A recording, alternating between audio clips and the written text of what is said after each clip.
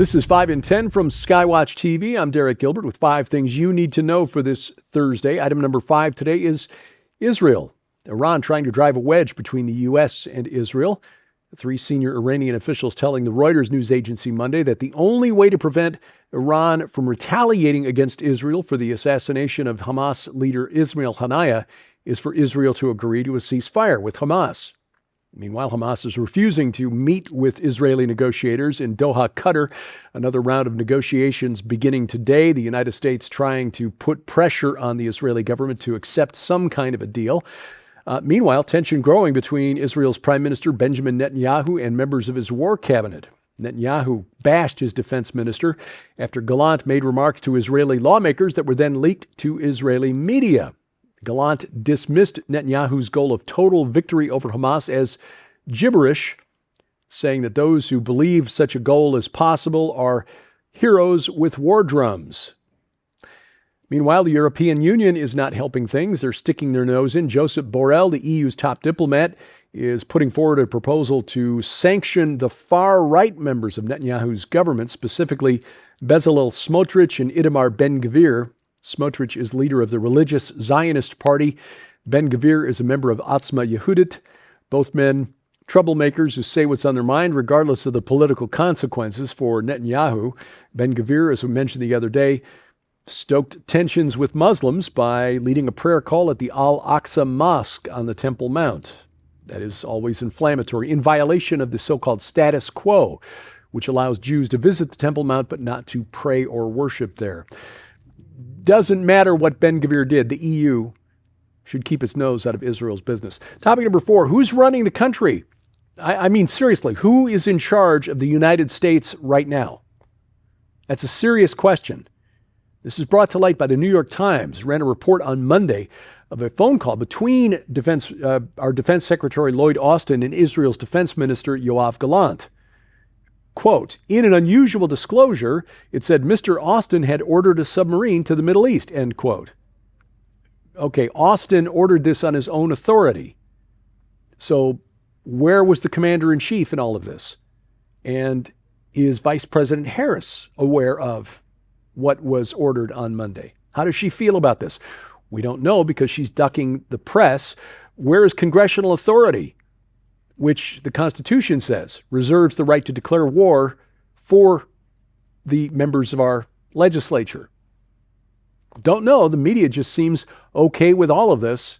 Apparently in America, we are now at a post-constitutional state where major decisions of war are made by the military-industrial complex with no oversight from we the people. Topic number 3, saving democracy. Kind of an odd way for the Democratic Party to do it. That's why they say they're trying to defeat Donald Trump to save our democracy. But at the same time, they're trying to keep Dr. Jill Stein, the candidate from the Green Party, off the ballot. Well, she won a court case on Monday where she was, in the state of Nevada, allowed to get onto the ballot there. Democrats using lawfare to try to keep Stein off the ballot in as many states as possible. Why would they do this? Because they blame Jill Stein for Hillary Clinton's defeat at the hands of Donald Trump in 2016.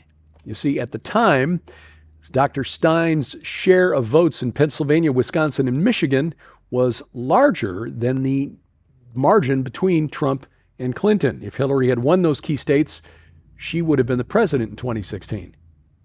And so Democrats don't want this to happen again. Again, it's kind of an odd way of saving democracy by trying to deny the rights of people to vote for their preferred candidate. But again, you wouldn't know this from the media because the media is okay with all of this. Donald Trump is such a threat to our democracy that any means necessary are acceptable, regardless of whether they are constitutional. Which leads to topic number 2, a win for victory in court.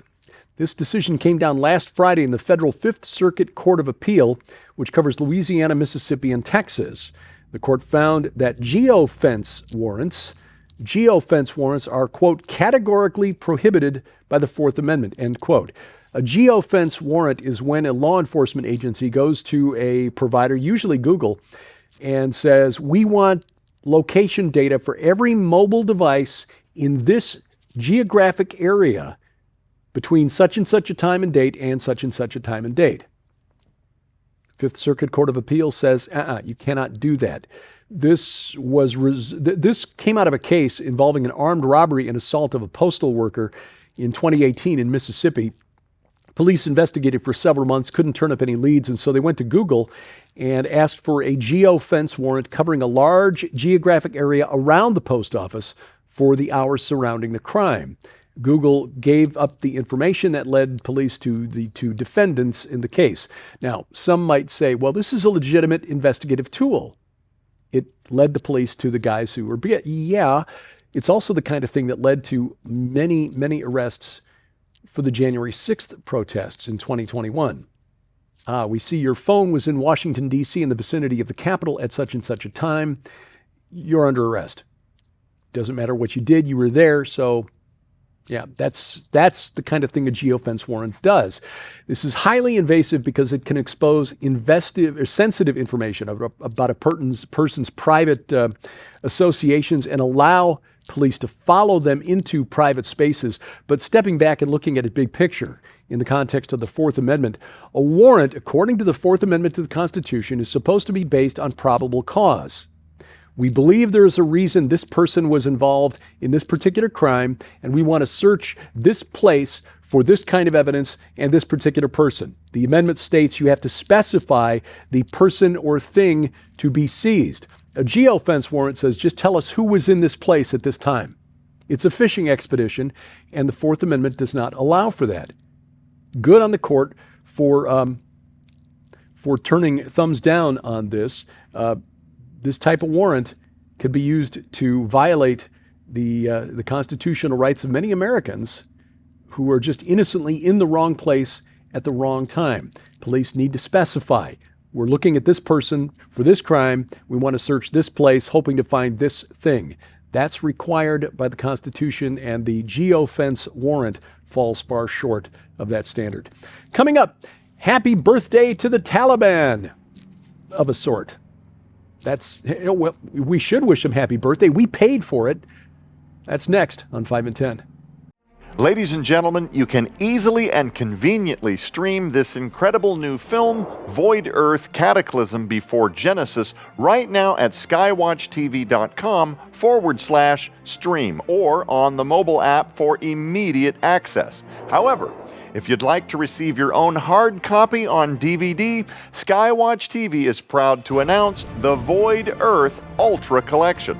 When you order this exclusive collection from the Skywatch TV store, you'll receive the brand new documentary from Defender Investigative Films, Void Earth Cataclysm Before Genesis, along with Dr. Thomas Horn and Reverend Donna Howell's best-selling book, Before Genesis, The Unauthorized History of Tohu, Bohu, and the Chaos Dragon in the Land Before Time. These powerful works present astounding revelations like no other, taken directly from the Word of God, the conclusion to the events of Genesis that merges all contributing voices from not only the young and old creationist groups, but the scientific community as well into one balanced and agreeable climax. They reveal precisely how ancient archaeological sites like Göbekli Tepe and the Doorway of the Serpent point irrefutably to an intelligent race of beings here on Earth thriving before the time of Adam and under Lucifer's fallen dominion.